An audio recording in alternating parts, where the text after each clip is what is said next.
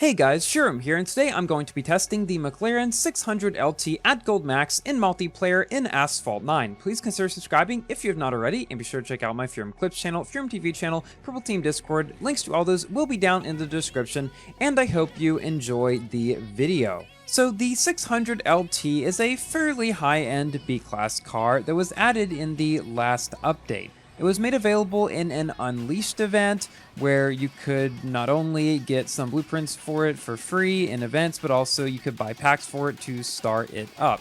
And while it isn't a king of B-Class, it's certainly pretty good in it, and it will be better once they fix the main physics issue that it has. You see, the car has a larger hitbox than the car actually is, so this is something that Race told me about.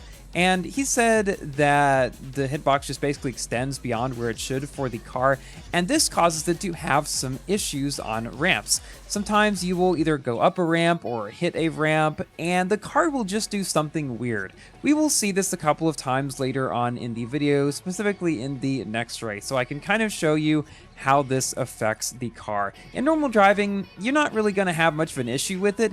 It's fairly stable, I would say, other than that, and as you can see here, you can go up some ramps without much of an issue, but sometimes it can be a little bit of a problem. Other than that though, the car is pretty fun. It's got the third highest acceleration in Class B, so you'll be able to get ahead of people at the beginning pretty well, especially in this season where there were a bunch of Jaguars and stuff like that, which notoriously has a very low acceleration. You can get ahead of them. Unfortunately, this wasn't exactly the greatest thing due to this being a slipstream season with the Torino and everything, so yeah, maybe it was better for cars that had worse acceleration here. But anyway, the car has great acceleration for if you are not in a slipstream sort of season. Its handling, drifting, and nitro efficiency are also pretty good. Not stellar, like not at the top of class, but definitely well above average. And they allow the car to just be agile and do well on tracks that aren't super top speed focused. Because its top speed is, granted, fairly average for its class, it's slower than the Huracan at 220 miles per hour.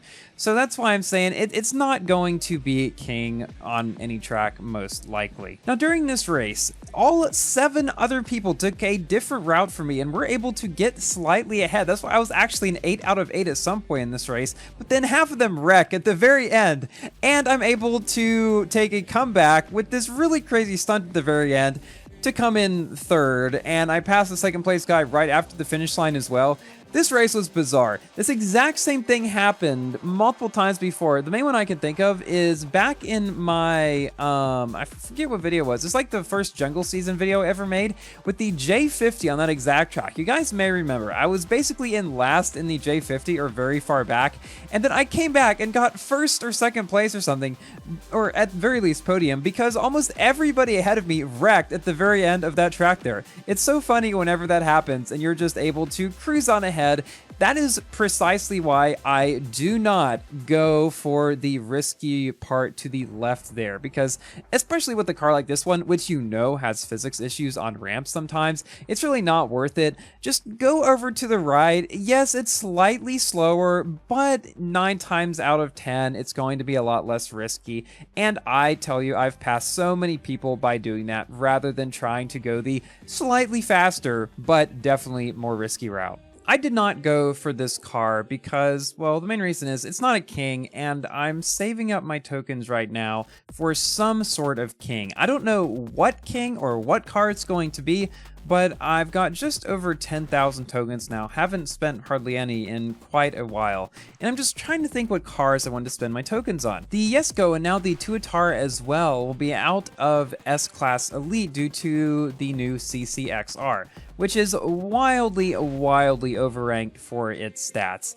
I think it's due to its incredibly high handling, but the thing is, in S-Class, the handling stat means literally almost nothing because some of the cars that have very bad handling stats, like take for example, the Jesko or the Venom, their handling stats aren't great, and yet they drift incredibly well. Having a super good handling stat in Class S really doesn't do anything except bump up your rank and push out cars that deserve to be there, like the Tuatara and the Jesko, especially with the new S-Class Elite event being on one of the best top speed tracks in the game and one of the best variants of Himalayas for those cars.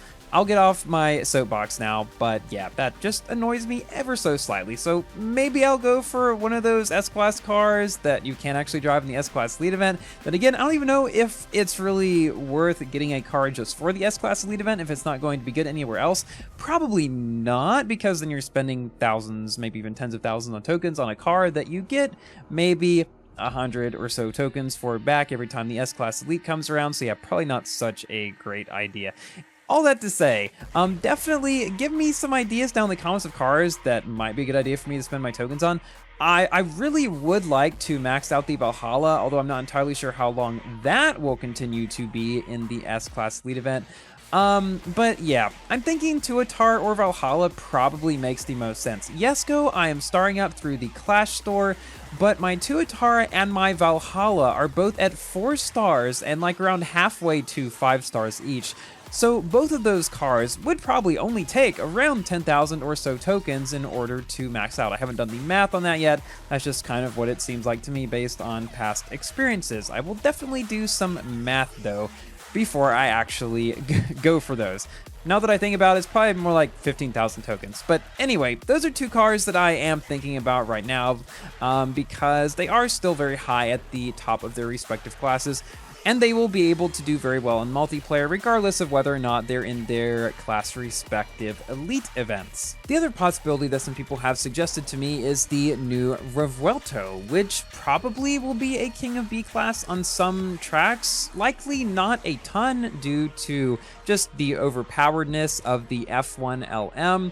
And yeah, that's really why I'm thinking I most likely will not go for that car. I mean, I got it. Everybody got it on the first day of a special event, but I'm probably not going to try to star up that one. Considering I already have the F1LM at 6 stars and the Huracan maxed out for a long time, those cars will do me well in B class. I think I want to go for a car in a class that will definitely do a lot to serve me more than the cars I already have, and I just don't think the Revuelto would probably do that.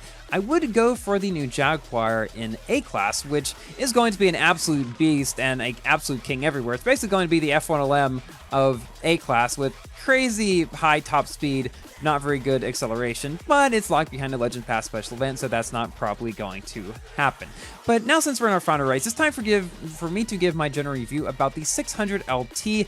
Very fun to drive car, great stats all around, except for the average top speed. If that issue with the hitbox gets fixed, it will definitely be an even better multiplayer car than it already is. Thank you all so much for watching. Please like the video if you've enjoyed, and consider subscribing for more Asphalt, Forza, Minecraft, and other games content. And I will see you in my next video. Goodbye!